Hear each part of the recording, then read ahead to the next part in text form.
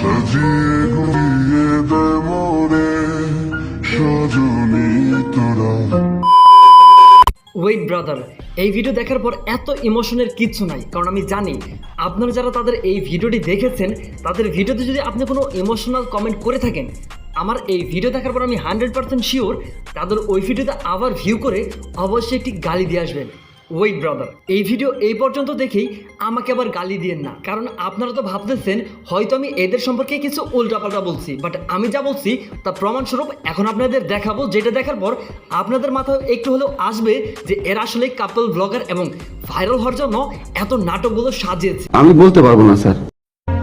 সাজিয়ে ঘুরিয়ে দে মোরে। এই ছোট্ট একটা ভিডিওতে আমার 4টা প্রশ্ন রয়েছে, যে প্রশ্নের উত্তরগুলো আমি এখনও মিলাতে পারতেছি না। যদি আপনারা মেলাতে পারেন তাহলে অবশ্যই কমেন্ট করে জানাবেন, আর যদি মেলাতে না পারেন তাহলে এই কাপল ব্লগারদের আমার এই ভিডিওতেই কিছু একটা বলে যায়। ইমোশনাল এই ভিডিওটি ভালো করে লক্ষ্য করুন, তারা সবাই লাশ নিয়ে যাচ্ছে এবং কিছুক্ষণ পর দেখা যাচ্ছে ক্যামেরার অ্যাঙ্গেলটি পরিবর্তন হয়ে গেছে এবং কাট করে সেটাকে এডিট করা হয়েছে। এখন তারা কি এখানে লাশ নিয়ে যাচ্ছিল নাকি এখানে কোনো সিনেমার শুটিং হচ্ছিল এবং জায়গায় জায়গায় ক্যামেরা সেট করা রয়েছিল? এই প্রশ্নের উত্তরটা সবাই দিয়ে যাবেন। এই ভিডিওটা যদি আপনি আরও ভালোভাবে দেখেন তাহলে দেখবেন পিছনের ছাগলের 3 নাম্বার বাচ্চার মতো 2টা বাচ্চা হাসতেছে। ভাই, কেউ কি লাশ নিয়ে যাওয়ার সময় হাসে নাকি কাঁদে? আমি এই বিষয়টাই বলছি না। এরা হাসতেছে কেন তাইলে? নাকি এদেরকে টাকা কম দেওয়ার কারণে এদের অ্যাক্টিংটাও ওইরকম ভালো হয়নি? আপনি আমার সামনে থেকে যান। আমার 3 এবং 4 নম্বর প্রশ্ন হচ্ছে, এই এলাকায় কি কোনো ময়মুরব্বী নাই? হুজুর মুসল্লি কেউ কি নাই? পিছনে যা দেখা যাচ্ছে সব হচ্ছে ছাপড়ি পোলা পাইন। এরা কি জানাজার নামাজ পড়াবে নাকি হুজুর মুসল্লি কেউ আছে? আমি এই বিষয়টাই বুঝি না। আর আরেকটা বিষয় হচ্ছে, এই ভাইয়ের মেয়ে মারা গেল, এত শখের একটি মেয়ে মারা গেছে, সেই মারা যাওয়ার ভিডিওতে আবার ব্যাকগ্রাউন্ড মিউজিক লাগাইয়া ইউটিউবে বা ফেসবুকে আপলোডটা করে কিভাবে? আপনার হলে আপনি কি পারতেন নাকি এইসব সাজানো নাটক দেখে তারা পারতেছে?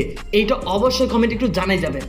এখন তো জিনাদের সিজার হবে, আর এখনই ওরে ওটিপিতে নিয়ে যাবে। এখনই তো তোমার সবাইকে দোয়া করো। আচ্ছা, দোয়া করলাম, ইউটিউব এবং টিকটকের সবাই দোয়া করছে বিদায় বাচ্চাটা হয়েছিল, কিন্তু এখন আমার কথা হচ্ছে আসলে কি এই মেয়ের পেটের বাচ্চা আছে? ভাই দেখেন, মানুষের বউর দিকে নজর দেওয়া কিন্তু ঠিক না। তারপর একটু তার বইয়ের দিকে, মানে বইয়ের দিকে না, তার বইয়ের পেটের দিকে একটু ভালো করে লক্ষ্য করে দেখেন আসলে কি তার পেটে কোনো বাচ্চা আছে? 10 মাসের বাচ্চা বা 9 মাসের বাচ্চা যদি তার পেটে থেকে থাকে তাহলে তার কি অবস্থা একটু আমার জানার বিষয় আছে। চলেন একটু গুগলে সার্চ করে দেখে তারপর কমেন্ট করি আরেকটা। উস্তাদ কাম হয়ে গেছে, গু আমার সারা। কথা হেইটা না, কথা হয়তো টিকটকে আইসেন, সেলিব্রিটি হওয়ার চেষ্টা করছিলেন, এখন সেলিব্রিটি হয়েও গেছেন। যে কোনো সিম্প্যাথির মাধ্যমে হোক না কেন, এখন যদি আপনার নেক্সট টাইম যদি আইডি কখনো ব্যান্ড হয়ে যায়, সেই ক্ষেত্রে এই আপলোডার এই ভিডিওটা একটু দেখে রাখেন, সেভ করে রাখেন, যাতে ফিউচার আপনার কাজে লাগে। এবং এই ভিডিওটা কেমন লাগলো অবশ্যই একটা কমেন্টে জানাই যায়েন। গাইস, আমার টিকটক অ্যাকাউন্টে ব্যান হয়ে গেছে গাইস।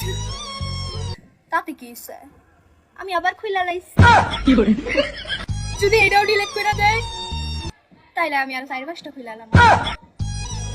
যদি 4-5টা ডিলিট করে দেয় তাইলে আমি আর 10-12টা খুইলাম। কি করে? কোনো সমস্যা নাই ভাইয়া, আমার তো অনেক সময়, নো প্রবলেম।